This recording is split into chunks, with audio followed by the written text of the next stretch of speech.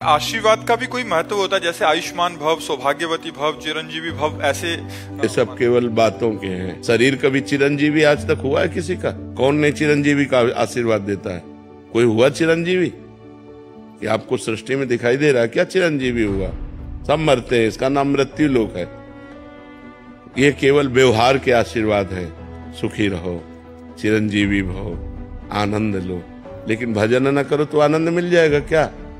भगवान का चिंतन न करो तो सुखी हो जाओगे क्या? संसार के चिंतन से सुखी हो जाओगे? चिंता, शोक, भय, उद्वेग, मृत्यु, जन्म ये बार बार प्राप्त होंगे जब तक भगवान की शरण में नहीं होगे। ये व्यवहारिक शब्द है आशीर्वाद, ये सत्य शब्द नहीं है। सत्य है राम, हरि, कृष्ण। जो भगवान का नाम जप कर रहे हो वो सत्य भगवान का नाम है। वही तुम्हें सुख प्रदान करेगा, वही तुम्हें आनंद प्रदान करेगा। चिरंजीवी आत्मा होती, कभी शरीर नहीं होते। बोले चरण छुअन, बोले खुशी रहो। वो खुशी ऐसे रहेगा, केवल कह देने से खुशी रहेगा। जब उसके अच्छे आचरण होंगे, वो भजन करेगा, वो सत्मार्ग में चलेगा तो खुशी रहेगा। हमारे कहने से खुशी। ये सब व्यवहार के शब्द, इनका कोई खास बात नहीं। महाराज जी, ये तंत्र मंत्र क्या ये ऐसा सच में होता है? ऐसा तंत्र होता है, मंत्रों में ऐसी ताकत है। मारण, वशीकरण, उच्चाटन ये सब हो सकता है, लेकिन ये उन्हीं के ऊपर होता है जो भगवान का नाम जप नहीं करते। अगर नाम जप कर रहे हो तो तुम्हारे ऊपर मारण, वशीकरण, उच्चाटन ये सब कुछ नहीं होगा। भगवान के नाम में अपार सामर्थ्य है। जो भगवान में चित्त जोड़े हुए हैं उनके ऊपर माया का कोई प्रभाव नहीं पड़ता है। ये तंत्र मंत्र तो बहुत छोटी सी बात है। जहाँ नारायण नाम है, राम नाम है, कृष्ण नाम है, राधा नाम है, हरि नाम है, जहाँ पाप करने वाले लोग हैं उन्हीं के ऊपर उनका प्रभाव पड़ता है। ऐसा है कि तुम्हारे ऊपर अगर तंत्र कर दिया जाए तो तुम परेशान हो जाओगे। तुम्हारे ऊपर मारण लगा दिया जाए तो 10 दिन में मर जाओगे। अगर 1 दिन का लगा तो 1 दिन में मर जाओगे। 1 महीने का लगा तो 1 महीने में मर जाओगे। ऐसे हैं, मंत्रों का प्रभाव है, पर वो अच्छे से अनुष्ठान करेगा तब आपके ऊपर प्रभाव पड़ेगा। महाराज जी, जिनके ऊपर ऐसा हो गया है, उनके परिवार वालों को लगता है कि इसके ऊपर हो गया, तो अब वो क्या करें? भगवान का नाम कीर्तन घर में करवावें और भगवान की कथा, भगवान का नाम जप करें, सब ठीक हो जाए। महाराज जी, अभी एक कोई जने आए थे, वो कह रहे थे कि इन पे ऐसा हो गया, तो हमने यही उपदेश दिया कि ये नाम, कह रहे कि नाम इनसे होता नहीं है नाम जप, और एक नाम सुनते हैं तो फिर बहुत विकल हो जाते हैं। ये हाँ, बिठा के जबरदस्ती सुनाना चाहिए, निश्चित खत्म हो। उनको कह रहा है कि इनको कष्ट होता है कि जब नाम। हाँ, कष्ट क्योंकि वो मंत्र का प्रभाव है, इसलिए उसके ऊपर है। नहीं तो नाम जप से भूत प्रेत उतर जाए, सब ठीक हो जाए। नाम जप में बड़ी सामर्थ्य है, बड़ी सामर्थ्य है। जब हम जीवन में बहुत लो फील करते हैं तो हम अपनी प्रॉब्लम को अपने आप ही फेस करें या अपने पारिवारिक जनों के साथ भी बांटें उसको? नहीं, अपने प्रॉब्लम को भगवान से कहें। दूसरा कोई तुम्हारे दुख को थोड़ी बांट सकता है।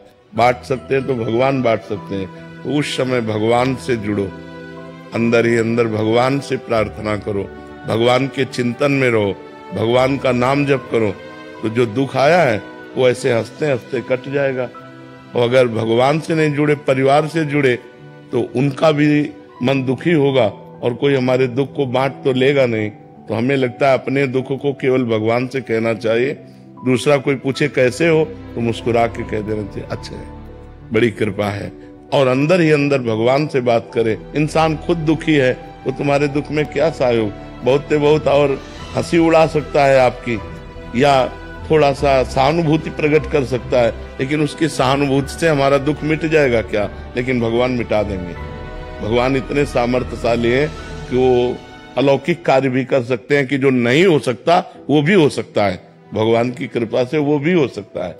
और कभी कभी हम बोलें कि ये प्रॉब्लम सॉल्व हो जाए प्रभु, अगर नहीं हो रही तो उस समय क्या सोचें? हे भगवान, यदि मुझे भोगने का ही विधान बनाए हो तो मुझे सामर्थ्य दीजिए नाथ, मैं इसे भोग कर पार कर दूं। और पहली हमारी प्रार्थना है कि ये जो वस्त्र पहने हो, अब ये वस्त्र मत पहनना, क्योंकि इसमें मंत्र लिखा हुआ है। ये कलयुगी लोग ऐसा शुरू कर दिए हैं, ये निषिद्ध है। जैसे इसमें जो मंत्र लिखा हुआ है ना, ये वैदिक मंत्र है। ये हृदय में लिखा होना चाहिए, कपड़े में नहीं।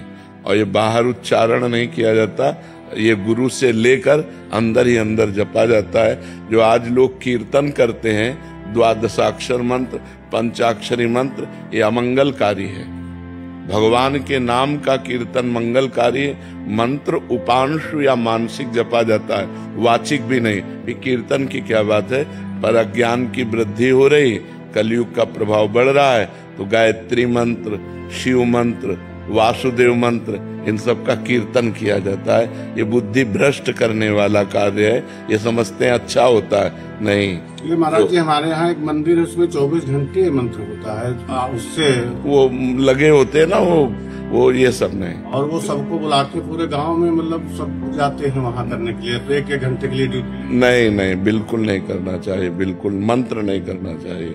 ये सब अमंगलकारी है, मंगल नहीं हो सकता। ये अमंगलकारी है, ये मंगलकारी नहीं है। इसको उतार करके यमुना जी में प्रवाहित कर देना, नई ले लेना।